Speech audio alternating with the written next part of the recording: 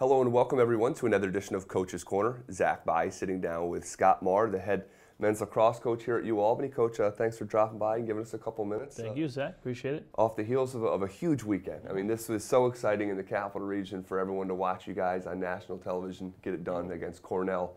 So, talk about your overall thoughts as that game was wrapping up and you got it done. Yeah, we had a game plan going in, obviously, and I thought we executed very well. I thought from start to finish, from top to bottom in our lineup throughout the course of the week in practice, everybody on our team is doing it, is putting in the effort. Our last guys, our guys who are doing the scout stuff, and everybody plays a role when it comes to winning championships, and you have to have those guys involved. And like I said, our scout teams and our guys who aren't actually playing in the games are doing an outstanding job for us. So I thought we were well prepared for Cornell. And I think, once the game got going, we played more people than they did. It was hot.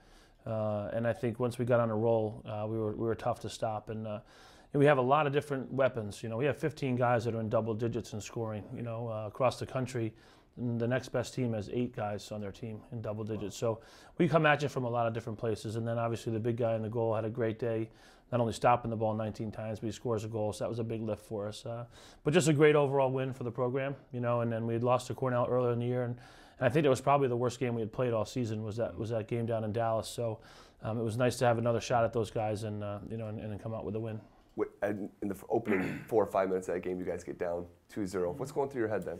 Nothing. Just keep playing. It's 4 minutes into the game. We know there's a lot of time left in the game.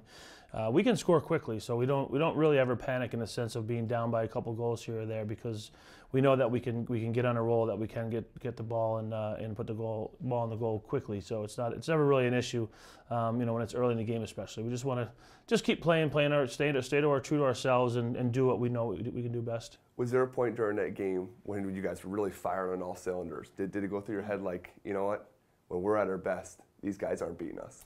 Yeah, I mean, that stretch in the beginning of the game, we go down 2, but then we score 11 straight goals. And I think during that stretch, again, when we're playing and firing on all cylinders, you feel really, really confident, and I think you can see our confidence growing as each goal goes in and their confidence kind of going down as each goal goes in. So, it was tough. We gave up a goal late, made it 11-3 at halftime, but I thought we responded well in the beginning of the third quarter when we came out and held them scoreless for probably 7 or 8 minutes before they even got on the board. So, again, I think when we are firing all cylinders, we certainly feel like we can play with anybody.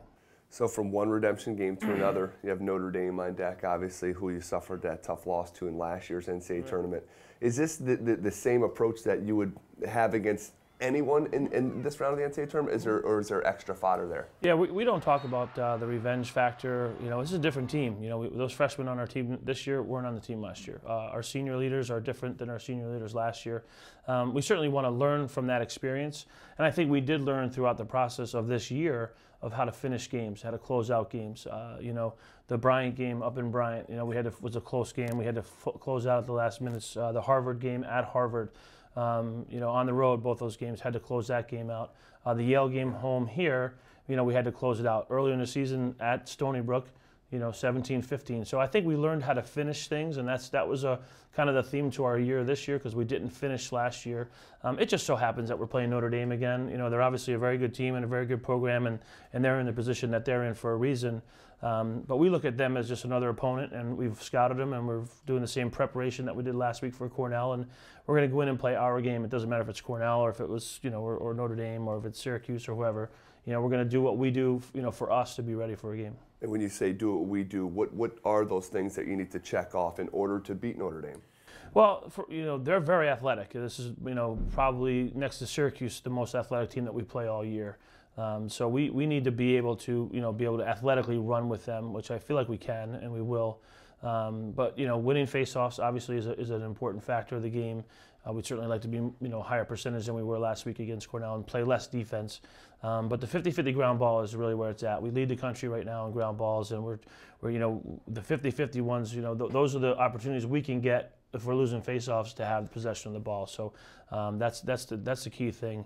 But then just the basics: communicating on defense, playing good solid defense, and then for us getting our running game going. Our running game starts with our goaltender and pushing the ball in transition, and that's how our offense gets going too. So we want to be able to get out and run. That's our most important thing.